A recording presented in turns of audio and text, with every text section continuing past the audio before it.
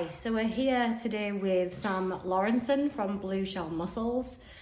Sam is a skipper on one of the boats here, and we're going to talk to him about what it's really like to be a mussel farmer. So hello Sam. Hello. Would you like to introduce yourself? Yes, well, I'm Sam. I'm from Shetland, a small island in the middle of the North Sea. I've been here my whole life and working as a mussel farmer for about 11 and a half years now.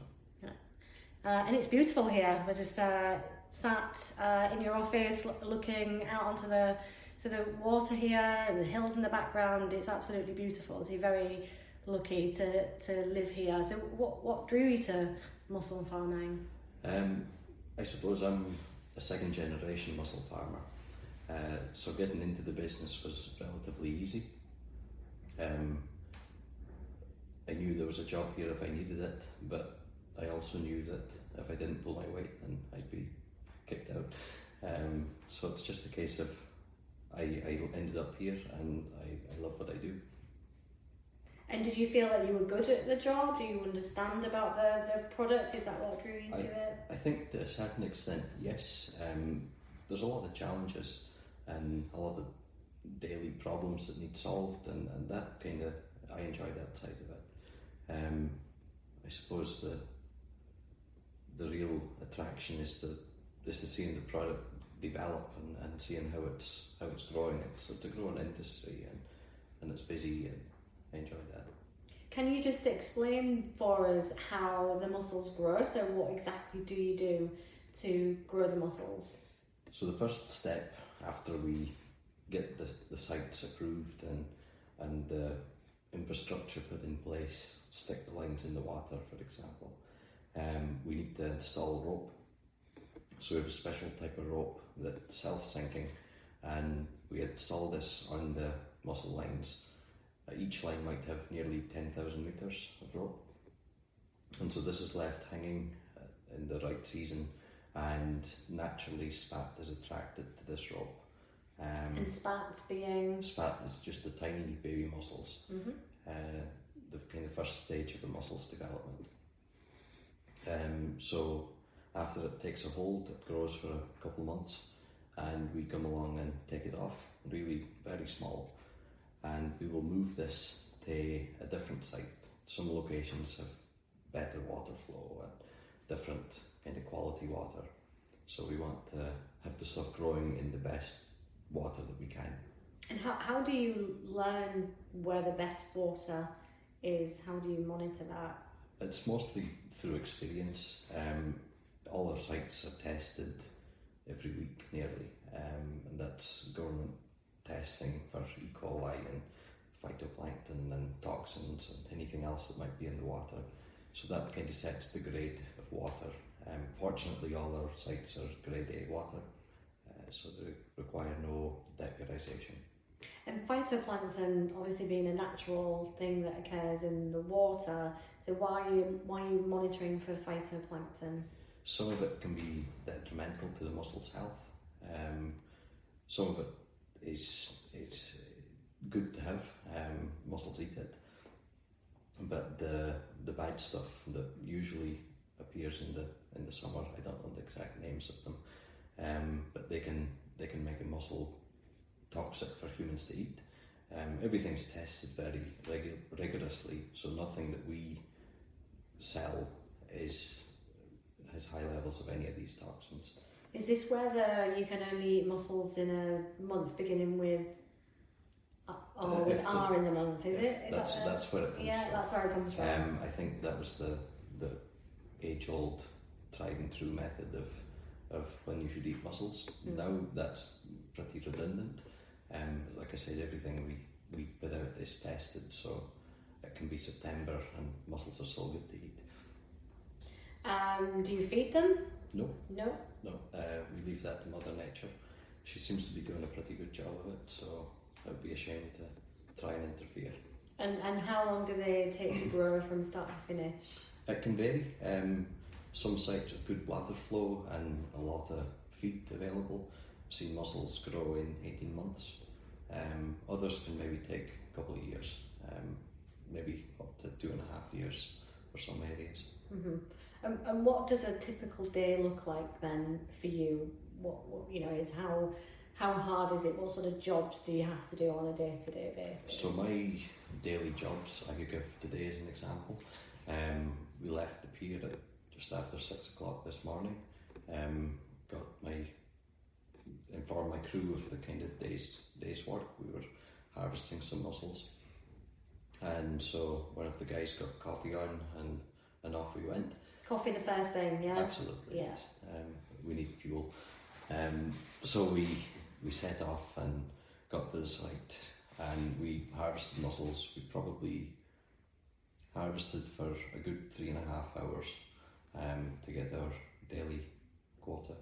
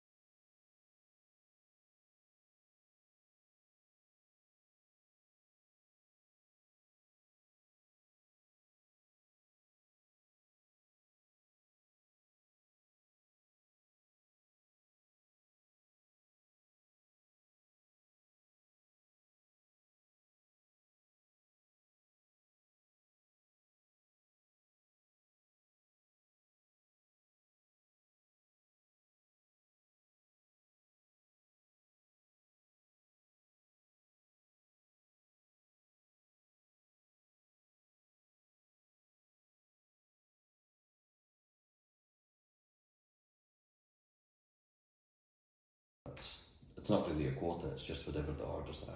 Yeah. After that, we came back in to the shore, landed the stuff on the pier, covered it in ice and into the back of a trailer for onward shipping. Mm-hmm. So start to finish, was that about 4 hours? On site, we're maybe around 4 hours. The day is much longer. Yeah.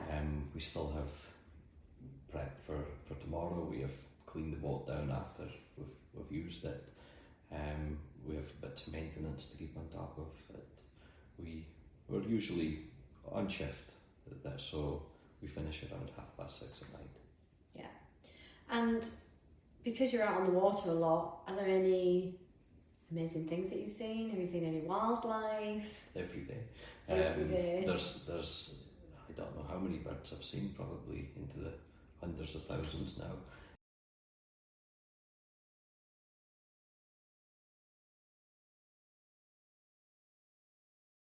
So I just let the boat idle and they swam on past, and that was pretty amazing. Wow, incredible. Yeah. There was another day we were at the mussel lines and white-sided dolphins were swimming around the lines and alongside the boat. It was really good to see that. Nice. And I suppose when people think about fishermen in particular, they think of the bad weather and waves and boats moving around and seasickness and all of that. Do you suffer from that? Have you had any hairy moments? Yes and no. There's one of our boats that I get seasick on. The rest I'm usually fine. So there's just one that you get seasick on? Yes, she's a catamaran, so a different sort of motion. Right. But it's usually pretty bad weather before that. For the most part I'm fine. There has been some poor runs. I remember one time we were heading from one of our sites around an island called Yell, and it had been quite a lot of wind that day. We got there, it was fine. But it's not a common occurrence then, No, I guess. No, you always remember the bad days, you don't remember the good ones quite so much. Yeah. So what would prevent you from taking the boat out? Is there any weather condition that you would definitely never go out? If I have a question of whether it's safe or not, then we'll not go. For the most part, if I think it's safe enough, then off we go. If it's just too much wind, or even if the orders are cancelled and there's nothing too pressing, then we can tie the boat up. But if the boat's sailing and mussels need to be harvested, we'll go get them. And what about your crew then? Have you worked with them for a long time? One of them, yes. One of them is a fairly new start. He's been here maybe a month. is good. Yeah.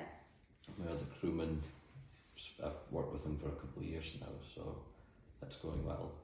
We get on very well, so it's good. And is it easy to recruit into the industry? No. No. What do you think the reasons for that are? I think a lot of it is hard work. There's a lot of jobs that are less physically demanding. They're not on the deck of a boat in a force 9 gale. So I think that might put a lot of people off. It takes a particular type of individual to want to do this job. I've always said it's a special kind of crazy. It's somebody that doesn't mind going home absolutely dripping wet and standing outside in a gale or with hailstones battered in their face just for the sake of a few mussels. But it's important because, mussels are very important for our food security in the future because they're very sustainable to grow. Absolutely. As you say, you don't feed them or anything, so there's very little intervention there. No, they're a very low carbon sort of protein to produce. It's really amazing that we can stick a rope in the water and looking after it, we can feed thousands and thousands of people this really delicious product that's taken no input, well, marginal input of our own, but it's entirely nature. It's just helping nature do what it does. And do you eat mussels? I do. Do you find them easy to cook? Very easy to cook. One of the easiest ways I know is you put them in a bowl, you stick them in the microwave for 2 minutes and they're ready to go. Yeah. So these are the ones that you buy from a supermarket, I'm assuming? Either or. Yeah. If I get some live ones off the boat, then just microwave them up and eat them. But the ones in the supermarket too, the little vacuum packs, they're really easy. You just heat that up.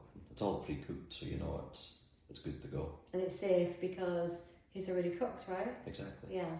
And we've got a sauce with it. There's no thinking, what do I need to buy for the shop? It's just all in one. And what would you say to somebody that has never eaten a mussel before? Like, how would you describe the taste and texture, for instance? I'd say they taste like mussels, but there's certainly a seafood taste with them.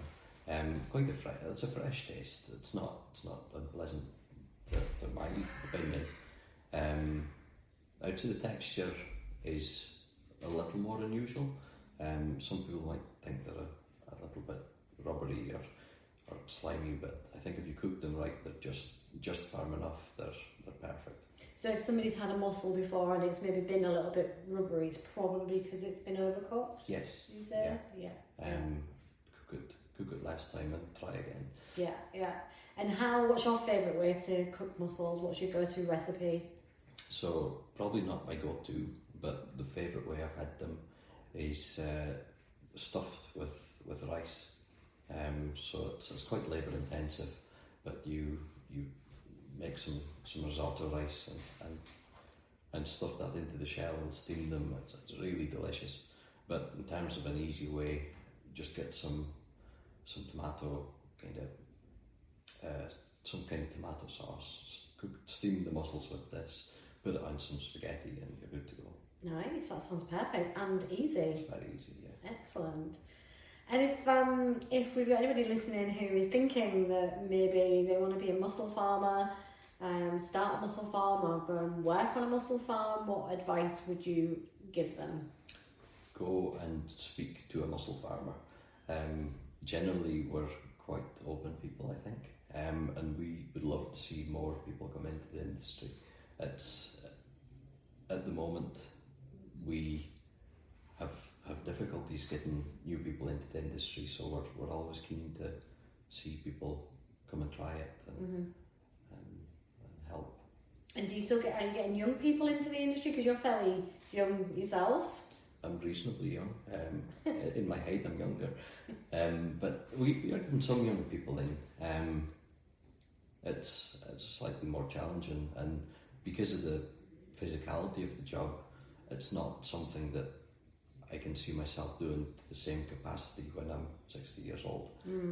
So having people coming on that are fitter and healthier and ready to do the job, then that's exactly what the industry needs. And what's the jobs that the older guys are going to be doing in the future then, when you when you're 50 or 60 and you don't want to be working on the boat anymore? What jobs are there to do?